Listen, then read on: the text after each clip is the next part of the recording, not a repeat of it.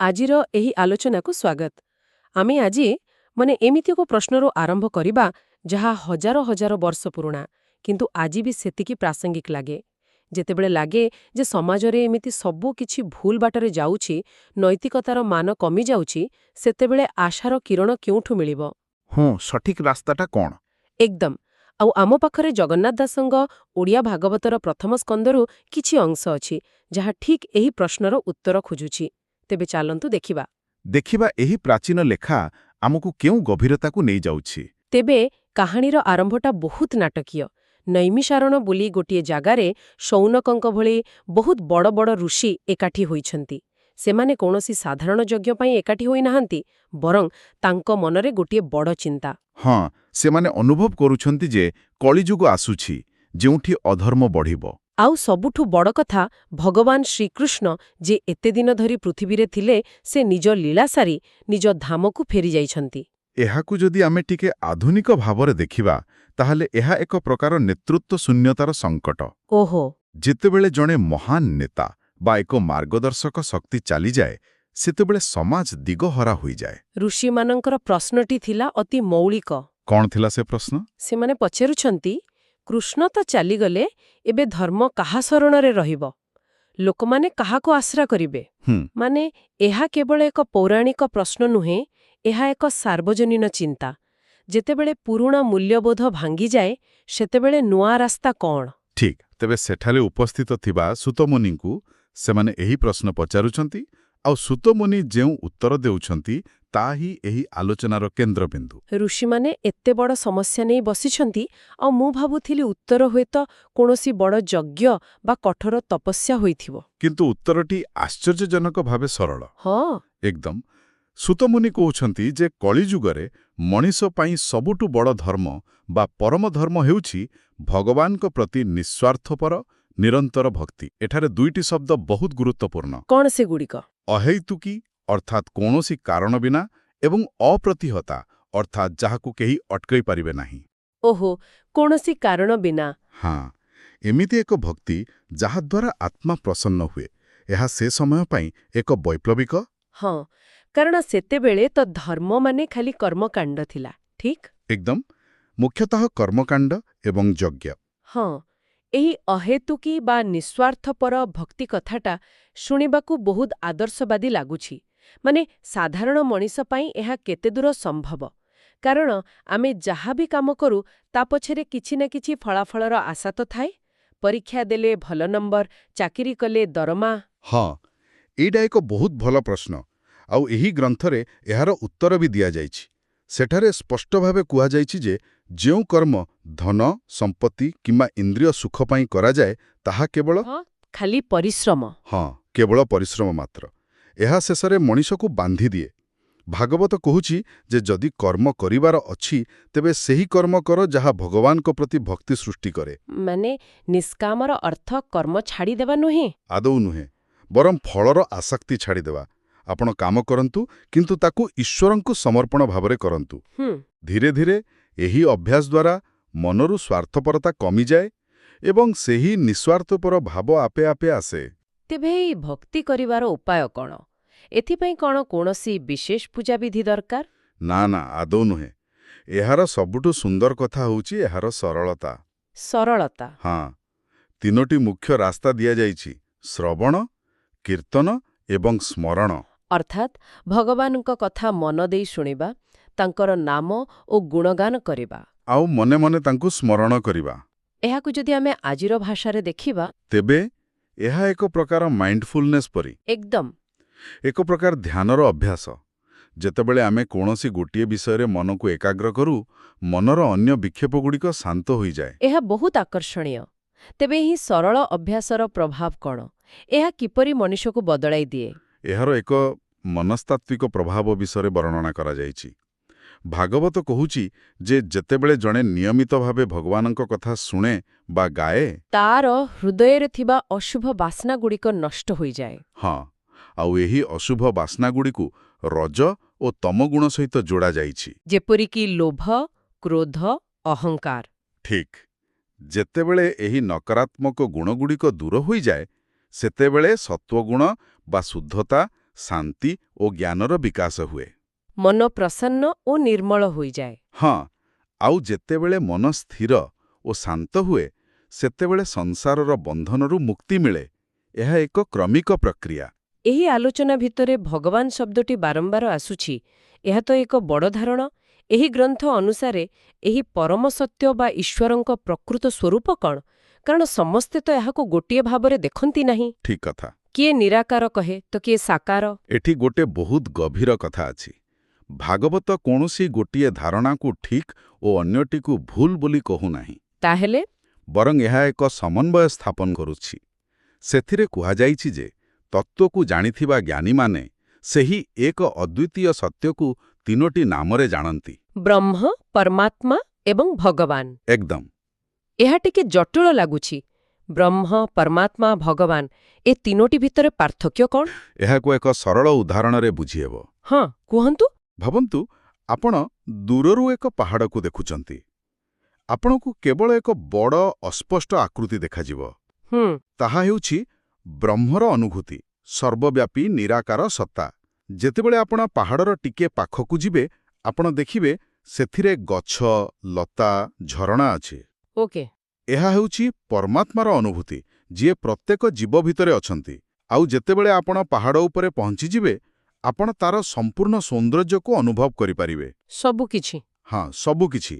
ଏହା ହେଉଛି ଭଗବାନଙ୍କର ଅନୁଭୂତି, ଯିଏ ସମ୍ପୂର୍ଣ୍ଣ, ସଗୁଣ ଏବଂ ଯାହାଙ୍କ ସହିତ ଏକ ବ୍ୟକ୍ତିଗତ ସମ୍ପର୍କ ସ୍ଥାପନ କରାଯାଇପାରେ। ମାନେ ସତ୍ୟ ଗୋଟିଏ, କିନ୍ତୁ ଅନୁଭବର ସ୍ତର ଅଲଗା ଅଲଗା।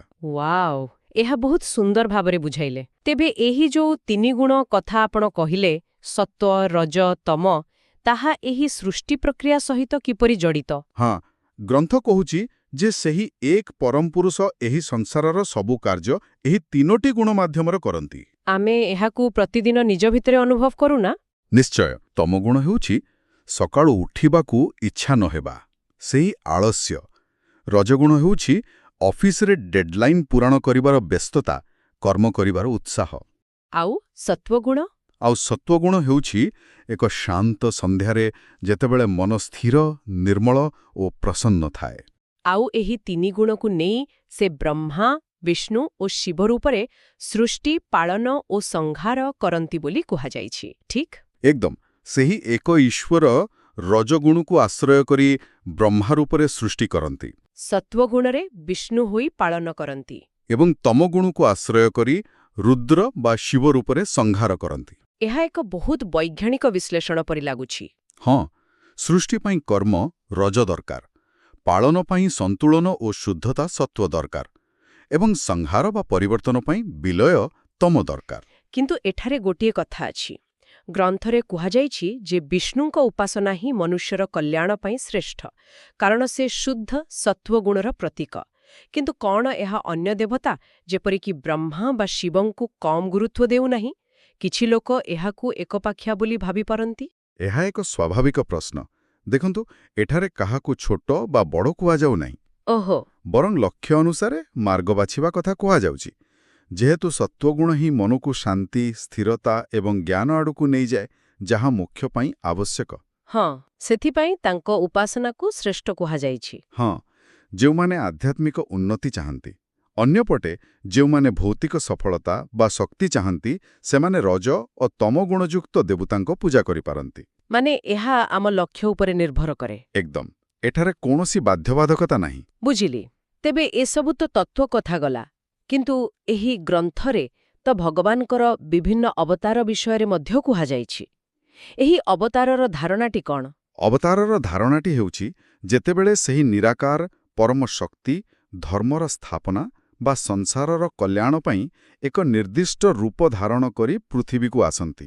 ତାକୁ ଅବତାର କୁହାଯାଏ। ହଁ, ଆଉ ଭାଗବତରେ ସମସ୍ତ ଅବତାରର ଉତ୍ସ ବା ମୂଳ ବୀଜ ଭାବରେ ଏକ ବିରାଟ ରୂପର ବର୍ଣ୍ଣନା ଅଛି, ଯାହାର ହଜାର ହଜାର ହାତ, ଗୋଡ଼, ଆଖି ଅଛି। ଠିକ୍ ଅଛି। ଏହା ସମଗ୍ର ବ୍ରହ୍ମାଣ୍ଡର ପ୍ରତୀକ। ଯେପରି ଗୋଟିଏ ବୀଜରୁ ଅସଂଖ୍ୟ ଶାଖା ପ୍ରଶାଖା ବାହାରେ, ସେହିପରି ଏହି ଏକ ଉତ୍ସରୁ ବିଭିନ୍ନ ରୂପରେ ଅବତାର ସମ୍ଭବ ହୁଏ। ହଁ, ଦେବତା, ମନୁଷ୍ୟ, ପଶୁ ଆଦି। ଏହି ଅଂଶରେ କିଛି ପ୍ରାରମ୍ଭିକ ଅବତାରମାନଙ୍କର ଉଲ୍ଲେଖ ଅଛି, କିନ୍ତୁ ଏହା ଏକ ଲମ୍ବା ତାଲିକା ପରି ଲାଗେ। ଆମେ ସବୁଗୁଡ଼ିକ ବିଷୟରେ କହିବା ପରିବର୍ତ୍ତେ କିଛି ବଛା ବଛା ଅବତାର ଏବଂ ତାର ଗଭୀର ଅର୍ଥ ବିଷୟରେ ଆଲୋଚନା କରିବା କି? ହଁ, ତା ଭଲ ହେବ। ଉଦାହରଣ ସ୍ୱରୂପ ଦ୍ୱିତୀୟ ଅବତାର ବରାହ ବା ଘୁଷୁରୀ ରୂପ। ପୃଥିବୀକୁ ଜଳରୁ ଉଦ୍ଧାର କରିବା ଏହାର ପ୍ରତୀକାତ୍ମକ ଅର୍ଥ କ'ଣ ହୋଇପାରେ? ନିଶ୍ଚୟ, ବରାହ ଅବତାର କେବଳ ଏକ ଭୌତିକ ଘଟଣା ନୁହେଁ। ଏହା ହେଉଛି ବିଶୃଙ୍ଖଳା ଭିତର ଶୃଙ୍ଖଳାକୁ ଫେରାଇ ଆଣିବାର ପ୍ରତୀକ। ପ୍ରଳୟର ଜଳ ହେଉଛି ଅଜ୍ଞାନ, ଅଧର୍ମ ଏବଂ ନୈତିକତାର ଅବକ୍ଷୟର ସମୁଦ୍ର।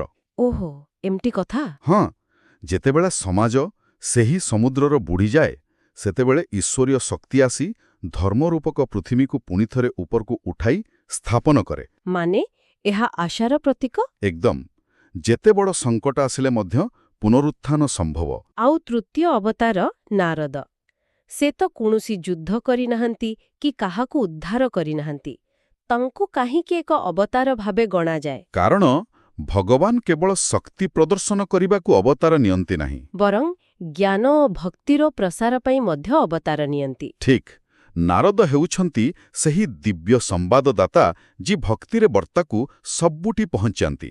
ଦେବତା, ମନୁଷ୍ୟ, ଏପରିକି ଅସୁରମାନଙ୍କ ପାଖରେ ମଧ୍ୟ। ମାନେ ସେ ଯୋଗାଯୋଗର ପ୍ରତୀକ। ହଁ, ଏହା ଦର୍ଶାଉଛି ଯେ ସମାଜକୁ ବଦଳାଇବା ପାଇଁ ଖଣ୍ଡା ଯେତିକି ଜରୁରୀ, ଶବ୍ଦ ଏବଂ ବିଚାର ତାଠାରୁ ଅଧିକ ଜରୁରୀ ହୋଇପାରେ। ଏହା ଏକ ଭିନ୍ନ ଦୃଷ୍ଟିକୋଣ। ଆଉ ପଞ୍ଚମ ଅବତାର କପିଳ ମୁନି, ଯିଏ ନିଜ ମାଙ୍କୁ ଜ୍ଞାନ ଦେଇଥିଲେ। ଏଥିରେ କ'ଣ ବିଶେଷତ୍ୱ ଅଛି? କପିଳ ମୁନିଙ୍କ ଅବତାରଟି ଜ୍ଞାନର ମହତ୍ୱକୁ ଦର୍ଶାଏ, ବିଶେଷ କରି ପାରିବାରିକ ସମ୍ପର୍କ ଭିତରେ। ଏହା ଦର୍ଶାଉଛି ଯେ ଆଧ୍ୟାତ୍ମିକ ଜ୍ଞାନ କେବଳ ଆଶ୍ରମ ବା ଗୁରୁକୁଳରେ ସୀମିତ ନୁହେଁ। ଏହା ଘର ଭିତରେ ପିତାମାତା ଓ ସନ୍ତାନଙ୍କ ମଧ୍ୟରେ ମଧ୍ୟ ଆଦାନ ପ୍ରଦାନ ହୋଇପାରେ। ତାହା ପୁଣି ସାଂଖ୍ୟ ଦର୍ଶନ ପରି ଏକ ଗଭୀର ଜ୍ଞାନ। ହଁ, ଏହା ପାରିବାରିକ ସମ୍ବନ୍ଧକୁ ଏକ ନୂଆ ସ୍ତରକୁ ନେଇଯାଉଛି। ପ୍ରତ୍ୟେକ ଅବତାରର ଏକ ନିର୍ଦ୍ଦିଷ୍ଟ ସାମାଜିକ, ନୈତିକ ବା ଆଧ୍ୟାତ୍ମିକ ଉଦ୍ଦେଶ୍ୟ ରହିଛି। ତେବେ ଆଜିର ଆଲୋଚନାକୁ ଯଦି ଆମେ ଦେଖିବା, ଆମେ ନୈମିଷାରଣ୍ୟର ଋଷିମାନଙ୍କର ସେହି ବଡ଼ ପ୍ରଶ୍ନରୁ ଆରମ୍ଭ କରିଥିଲେ। ଏକ କଠିନ ଯୁଗରେ ମାର୍ଗ କ'ଣ ହେବା ଉଚିତ? ହଁ, ଆଉ ଭାଗବତ ମାଧ୍ୟମରେ ଯେଉଁ ଉତ୍ତର ମିଳିଲା, ତାହା କୌଣସି ବାହ୍ୟ କର୍ମକାଣ୍ଡ ନୁହେଁ, ବରଂ ଏକ ଆଭ୍ୟନ୍ତରୀଣ ପରିବର୍ତ୍ତନ। ହଁ, ଉତ୍ତରଟି ହେଲା ହୃଦୟର ଏକ ମାର୍ଗ, ଭକ୍ତି, ଏକ ନିଃସ୍ୱାର୍ଥପର ନିରନ୍ତର ପ୍ରେମ। ଏବଂ ସେହି ମାର୍ଗରେ ଚାଲିବା ପାଇଁ ଆମକୁ ଈଶ୍ୱରଙ୍କ ସ୍ୱରୂପକୁ ବୁଝିବାକୁ ପଡ଼ିବ। ଉଭୟ ନିରାକାର ଏବଂ ସାକାର ଭାବରେ। ଠିକ୍, ସେହି ନିରାକାର, ସର୍ବବ୍ୟାପୀ, ପରମ ସତ୍ୟ ଭାବରେ ଏବଂ ସେହି ସାକାର ଭଗବାନ ଭାବରେ, ଯେ ବାରମ୍ବାର ଏହି ସଂସାରକୁ ଧର୍ମ ସ୍ଥାପନ ପାଇଁ ଆସନ୍ତି। ଏହି ଗ୍ରନ୍ଥ ଜ୍ଞାନ ଏବଂ ଭକ୍ତି ମଧ୍ୟରେ ଏକ ସୁନ୍ଦର ସେତୁବନ୍ଧ ସ୍ଥାପନ କରେ। ଏକଦମ। ଏହା ସତରେ ଏକ ଗଭୀର ବିଶ୍ଳେଷଣ। ଆଉ ଶେଷରେ ଏହା ଶ୍ରୋତାଙ୍କ ପାଇଁ ଏକ ଚିନ୍ତାର ବିଷୟ ଛାଡ଼ିଯାଉଛି। ଏହି ଗ୍ରନ୍ଥରେ ଅତୀତରେ ହୋଇଥିବା ଅନେକ ଅବତାରର ବର୍ଣ୍ଣନା ରହିଛି, ଯାହାର ଉଦ୍ଦେଶ୍ୟ ଥିଲା ସନ୍ତୁଳନ ଫେରାଇ ଆଣିବା। ଯଦି ସମାଜର ସନ୍ତୁଳନ ରକ୍ଷା ପାଇଁ ଈଶ୍ୱରୀୟ ଶକ୍ତି ବାରମ୍ବାର ଆବିର୍ଭାବ ହୁଏ, ତେବେ ଆମ ସମୟର ସମସ୍ୟାଗୁଡ଼ିକ, ଯେପରିକି ଜଳବାୟୁ ପରିବର୍ତ୍ତନ, ସାମାଜିକ ବିଭେଦ, ହଁ, କିମ୍ବା ସୂଚନାର ଅତିରିକ୍ତ ପ୍ରବାହ, ଏହାର ସମାଧାନ ପାଇଁ ସେହି ଦିବ୍ୟ ଶକ୍ତିର ଆବିର୍ଭାବ କେଉଁ ରୂପରେ ହୋଇପାରେ? ତାହା କୌଣସି ବ୍ୟକ୍ତି ହେବ, ଏକ ବିଚାରଧାରା ହେବ, ନା ଏକ ସାମୂହିକ ଚେତନା ହେବ? ଆଉ ତାହା କେଉଁ ପ୍ରକାରର ଧର୍ମକୁ ପୁନଃସ୍ଥାପିତ କରିବାକୁ ଚେଷ୍ଟା କରିବ? ଏହା ଭାବିବା ପାଇଁ ଏକ ବଡ଼ ପ୍ରଶ୍ନ।